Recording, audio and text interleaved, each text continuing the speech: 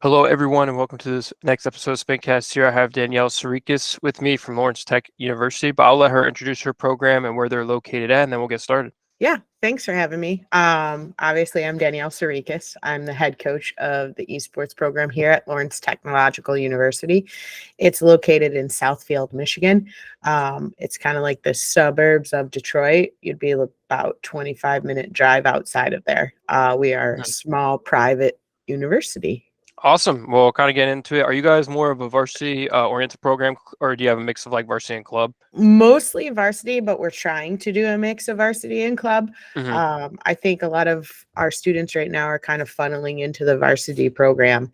But we do have like 2 or 3 students interested in the club side of things. About how many players then total do you have, or like teams? Currently, our roster is 51, and we compete across 10 titles. What games are you currently recruiting for? Rocket League, Overwatch, League of Legends, Call of Duty, multiplayer, Call of Duty, we'll do Warzone, Rainbow Six, Valorant, uh, Madden, Smash Bros. Actually, we compete in chess as well. So, and then Gotcha. sometimes we'll do some. We're not opposed to people playing Hearthstone and Fortnite. That's just like one-off titles, so we don't Yeah. really pursue. It's always cool to see how, like, some schools focus more on like 3 or 4 games, others have more than that. What's kind of like your thought process in looking to have like a lot of games? Yeah, this is kind of like a complicated answer. So essentially, when this is our second year. So last year we started the about the like spring before it actually started. I kind of started to like see what the campus um, life was and what students were playing. Hmm. So a lot of them were playing League of Legends, sorry, and Smash Bros. So I was like, well, I can't avoid those. Actually, League is the title like I know least about. Yeah. Um, so I couldn't avoid those. Then I turned around, and as people kind of just started to funnel in, we started seeing that a lot of kids here love all video games. So Hmm. we just kind of started to pursue it. Last year, I would say we had more of students kind of like crossing over where they'll play more than one game. And now we have a few left over, but we're trying to move away from that model and have students like focus on that individual game. Yeah. Um, and as of pretty much this week, we have like a coach, quote unquote, in charge of almost all the games. And you guys offer esports scholarships as well? Yes, absolutely, we do. Okay. Cool, cool. What are some of like the main traits or skills that you look for in a recruit? Yeah. So, like, I think the number one thing, which would surprise you, is that I look for somebody who's super strong academically. Our school is very STEM based, Hmm. engineering, architecture, all of those. It's got co-ed, which is like graphic design, game design. But because it's very STEM based, there's going to be a lot of calc, there's going to be a lot of science and math.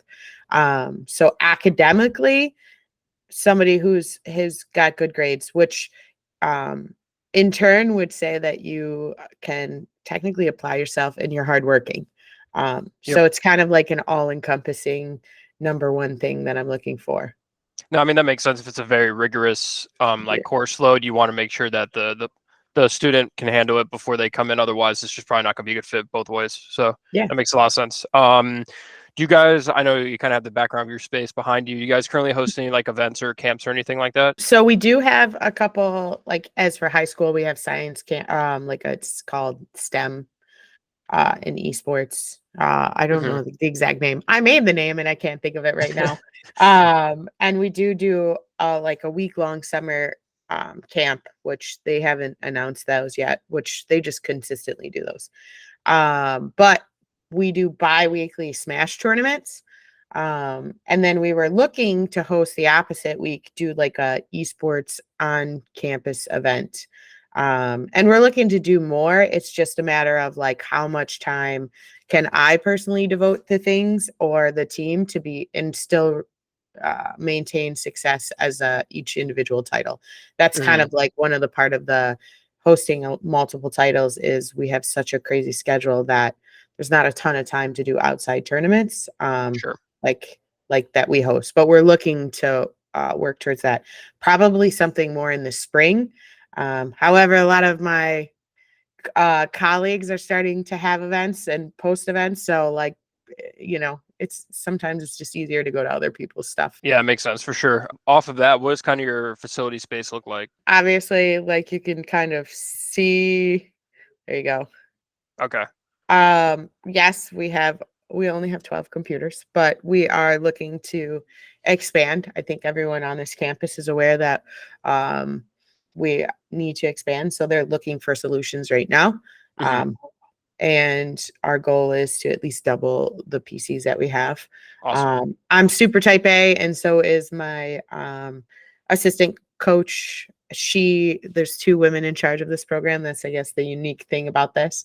Awesome. Uh, yeah. So we are super type A. So we schedule everybody out and we kind of try to avoid nighttime practices within the room Mm. because competition, we compete with NACE, and we also compete in our traditional athletic conference.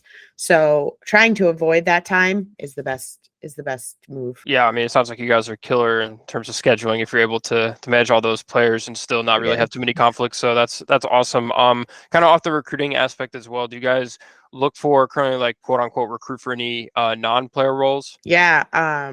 Right now, I think that's our biggest soft spot. I don't know if that's the right word. Hmm. We're looking for more casting and more production help. Obviously, like if, for instance, you're interested in casting Rocket League, you need to be extremely familiar with the game. You don't have to be a certain rank, but if you have multiple hours and you have that experience, yeah. Sure. We do have a partnership with a broadcasting school. Oh. Actually, not even a partnership. We own it. It just was acquired last year. However, those like I'm looking to that's like a different program. It's still an associate's degree program. It's Mhm. not a bachelor's degree program, but it's still a viable option. A lot of people who work in radio and news attended. It's called Specs Howard. Gotcha. Cool. That's pretty unique there too. So kind of going off your program now, what are kind of some of the bigger challenges that you face with your program? Well, space, Yeah. but and time management. However, I think we pretty much have that down. We do outside events, like you asked about competitions, but we Hmm. attend the tailgate for all the football games and some of the Oh, tailgate for nice. other sports. Yeah. So what we bring actually like two monitors and two switch setups, and you set up usually Mario Kart because it's the easiest like entry point for people who don't Yeah. Yeah. necessarily know games, and Smash, and we hang out there. So like our fall is pretty stacked in that we compete 7 to actually 8, 9, I think 10 times a week. Um, and then we have like what you call it, tailgating and all of Hmm. those events. So it's more about like we're doing really well, but the downside is everybody's like, hey, let's come to here and hang out. So Yeah. we're working on delegating and sending other people and to represent our program versus just me going to everything. Gotcha. Are you like pushing for you guys to be pretty like involved on campus stuff? I see you have a football jacket on. You mentioned going to tailgates. So are you guys pretty like with other sports teams or activities going on? Yeah, we're trying to be super involved with all aspects. Hmm. My background, I didn't get to say this, is I came from traditional athletics. I was a swim coach. So I think I have a unique perspective in that, like, if you think of a swim coach, um, they wouldn't really have a whole lot of interaction other than, hey, come watch this team, come and promote the swim team. They wouldn't be able just to like do different activities on campus. So I figured with esports and video games, we all play video games. I think that a lot of people just didn't know that.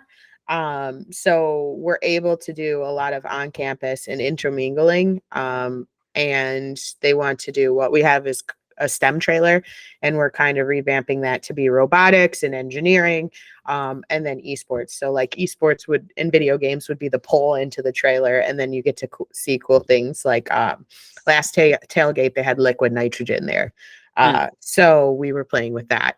Um, safely.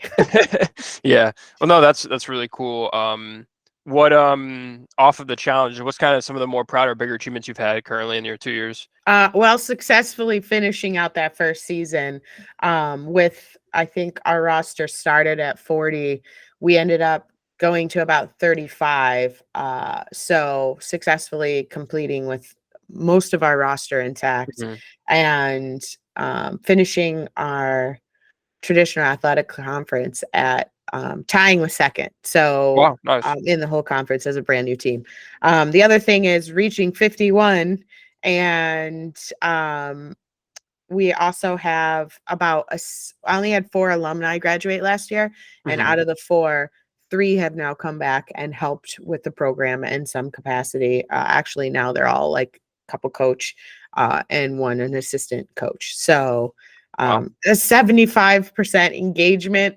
Yep. I have another graduate that's graduating and he's coming back as a COD coach. So No one wants to leave. That's always yeah, great, right? That's yeah, awesome. yeah. Kind of wrapping it up here. If you could give one piece of advice to any student player watching, what would that be? Yeah, I think the biggest thing is figure out what you want in life.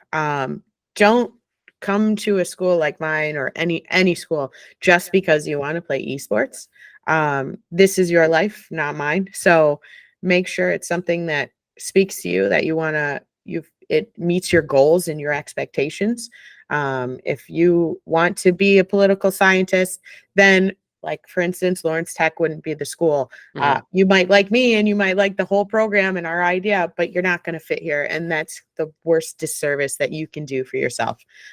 So make sure it meets your goals and it's not just because you want to play esports somewhere. I think that that's the biggest takeaway I speak to like literally every recruit, whether Yep. they want to come here or not. I think it's important because it's your future. No, I agree 100%. I know whenever I talk to someone, I always ask them to look at a school without esports actually Yeah. first. You look at your academics, the location of it, the campus style, all that stuff before you even get to the esports side of it. Because no matter how good or even not so good the teams are, if you're letting that have the biggest decision or priority on the school, then you probably will end up not staying there the Yeah, duration of the time. So exactly.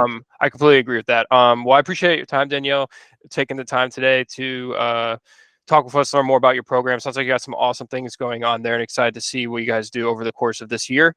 Hopefully, you guys can finish in first in your conference this year to get some improvement going there, because there's not much higher you can go. But kind of give it back to you real quick.